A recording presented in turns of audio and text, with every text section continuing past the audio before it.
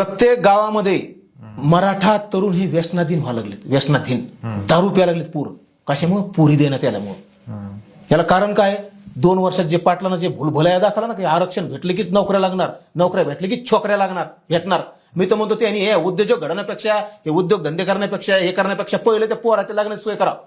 पहिले त्या उद्योगाला आधी पैसे द्यावं. कर पानटपरी टाक ना, चल मी पैसे व्यवस्था करतो एखाद्या मंत्र्याकडून. पाटील कुठून देतील पैसे? मंत्र्याकडून. आता मी नाही सांगितलं तुम्हाला 150 कोटीचं नुकसान झालं, ते तर जास्त झालंय. तसं पाहायला गेलं तर 5-10 हजार कोटीचं नुकसान झालं या 2 वर्षातल्या आंदोलनामुळे. कसं नुकसान झालं तुम्हाला एक उदाहरण सांगतो साधं. जरांगे पाटलाच्या आंदोलनाचा आंतरवाली सराटीची सभा, पोलीस बंदोबस्ताचा खर्च किती आला असेल? त्याच्यानंतर भुजबळांनी सभा घेतली आंबडला, त्या भुजबळांच्या सभेचा खर्च हे कोणाचा आहे? जनतेचा खर्च आहे, जनतेच्या तिजोरीतला खर्च आहे. आणि भुजबळांच्या सुरक्षेचा खर्च, हाकेंच्या सुरक्षेचा खर्च, वाघमाऱ्यांच्या सुरक्षेचा खर्च, ससाण्यांच्या सुरक्षेचा खर्च, जरांगे पाटलाचा सुरक्षेचा खर्च. हे जो खर्च जर बघितला तर हे 5 ते 10 हजार कोटीच्या पुढे जातो खर्च सरकारचा. हा खर्च व्हायला लागला ना खर्च. मग नुकसान कोणाचं व्हायला लागलं? जनतेचं व्हायला लागलं. आता आझाद मैदानावर मराठा समाज गेला, तो जाण्याचा समाजाचा खर्च जरांगे पाटलांनी दिला का?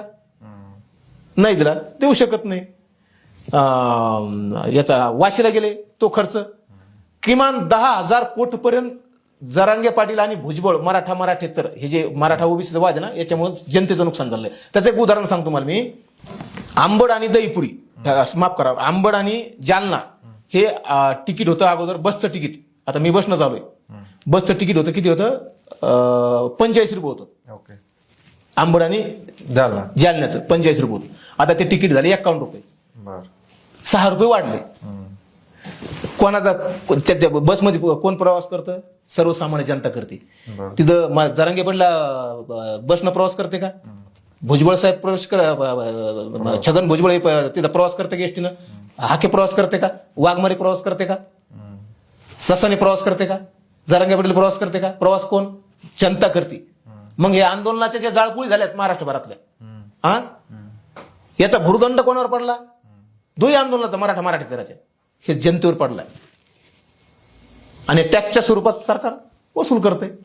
मराठा समाजाला एक विनंती आहे की समाजानं एक संवेदनशीलता दाखवून, की कारण मी आता नोकरीची टक्केवारी सांगितलेलीच आहे की प्रत्येक ज्या मुलीचं आई वडिलाचं स्वप्न आहे, हागवणे प्रकरण तुम्ही बघितलं. एखादा होतकरू ग्रामीण भागातले जे मुलं आहेत, ग्रामीण भागातल्या मुलाला समाजच मुलगी देत नाही. जरांगे पाटलांनी आवाहन करावं ना समाजाला, त्यांनी एक सामुदायिक विवाह सोहळे तयार करावं. हे झाला बिगर लागण्याचे पोरं किती आहे, ते का व्यसनाधीन व्हायला लागले, याच्यावर आत्मचिंतन जरांगे पाटलांना करावं ना. तुमच्या आरक्षणातून 2 वर्षातून काही मिळालं नाही, किमान सोयरी किती करावं, पुढाकार घ्यावं, पवित्र काम करावं. अहो, लग्न ही सामाजिक गरज आहे. सामाजिक गरज का? जर त्या पोराचं लग्न होत नसेल, तरुण पोराचं टोंगची टोंग 32, 30, 40 वर्षाचे पोरं व्हायला लागले, 25 वर्षाचे पुढचे लग्न व्हायना, त्या पोराला गावातले समाजातले पोरं नाव ठेवावं लागले. तरुण पोरं, त्या पोराचं म्हणाल काय? माझ्याजवळ असे काही पोरं रडलेत, ढासाढासा असे रडलेत. पुन्हा शारीरिक गरज आहे, ही झाली सामाजिक गरज. समाज नाव ठेवतो, ही सामाजिक गरज, आणि त्याच्यामुळे आणखीन पोरं किंवा नाव ठेवावं लागले. आता गावातले लोक सोयरे धायरे नाव ठेवावं लागले, म्हणून पुन्हा ते आणखीन व्यसनात येणार लागला. आणि जरांगे पाटलानं पुढाकार घेऊन हात जोडून विनंती आहे ह्या तुमच्या शिवशाही चॅनलच्या माध्यमातून की त्यांनी आता सामुदायिक विवाह, ज्या पोराचे लग्न जमत नाही, कोणत्या खेड्यापाड्यातल्या शेतकऱ्याच्या पोराचे, मराठा तरुणाच्या पोराचे जे खेड्यापाड्यात आहे, त्याचा एक मेळावा भरावा, मुलीवाल्याचा मेळावा भरावा, पुढाकार करावा. आणि तुमची जी क्षमता आहे ना सरकार झुकावण्याची, देश झुकावण्याची, डोनाल्ड ट्रम्पला झुकावण्याची, ती तुमची जी क्षमता आहे ती समाजाला एकत्र करून, सकल मराठा समाजाला एकत्र करा. नाही तर जे समाज वेगवेगळे आहे. आता 3 आपल्या मराठवाड्यामध्ये 3 समाज आहेत मराठामध्ये. एक वायप्रांतीय मराठा आहे, एक 96 कुळी, 92 कुळी, आणि एक अक्करमाशी 12माशी आहे. तिन्ही प्रकार समाज एकत्र करा. नसले होत तर किमान जे समाज आहे त्याचे वेगवेगळे मेळावे घ्या आणि सोयरीकी जमा. आरक्षणाचा तुमचा फायदा होतच नाही. हे तुम्ही आता बोलताना म्हणले 92 कुळी, 96 कुळी, काय फरक आहे थोडेसे जे कोणी बघत असतील तर? नाही, 92 कुळी 96 कुळी कसं आहे, हे काही स्वयंघोषित शब्द आहे ते सारे. ओके. हे पूर्ण स्वयंघोषित शब्द आहे. त्याच्यासाठी स्पेशल तुमच्या स्टुडिओमध्ये त्याचं व्यवस्थित सांगतो. 92 कुळी, 96 कुळी, पाटील, गडीवरले, गडी खाल्ले, अक्करमाशी, खायरा मायरा खानदेशी मानदेशी हा. वाईनदेशी हे सारं आहे ना याच्यासाठी स्पेशल तुमच्याकडे आहे, माझ्या डोक्यात आहे ते त्यासाठी तुमच्याकडे स्पेशल येईल. Yes, पण यांनी सोयरिकी जमवण्याचं पवित्र काम करावं बरं. आणि त्या तरुणाचं ते व्यसनातून होण्यापासून वाचवावं असं.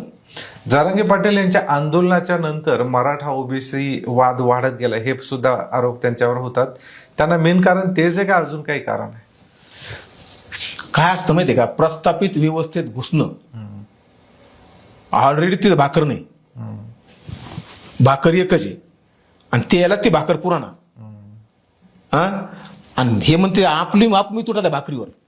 हा आणि मुळात जे मराठेतर समाज आहे, कोणता उदाहरणार्थ तुम्हाला सांगतो, त्यांनी भुजबळांनी बी ह्या आरक्षणाला विरोध नाही करायला पाहिजे. ससानींनी बी आणि हाकेंनी बी हे जे आहे ना आरक्षण वाचा लढा, यांनी थोडं बंद करावं. ते कशामुळे बंद करावं की विदर्भात 100% मराठा समाज कुणबीमध्ये आहे, आरक्षणात आहे. बरोबर. पश्चिम महाराष्ट्रात पण आरक्षणात आहे आणि कोकणाला गरजच नाही तिथल्या मराठा समाजाला. खानदेशात पण 55% मराठा समाज आरक्षणात आहे. म्हणजे मराठवाडा सोडला तर 70% मराठा समाज हा आरक्षणात आहे, ऑलरेडी आरक्षणात आहे. राहिला किती 30%. जाऊ द्या ना भुजबळ साहेबांना, जाऊ द्या, होत असेल तर होऊ द्या. तुम्हाला राजकीय आरक्षण नको ना, ठीक आहे, राजकीय आरक्षण बाजूला काढू. 30% राहिलं ना. आणि 30% बरं झालं तुम्ही 30%चा विषय काढला. ईडब्ल्यूएसचा मुद्दा ते आपला थोडासा बाजूला पडला.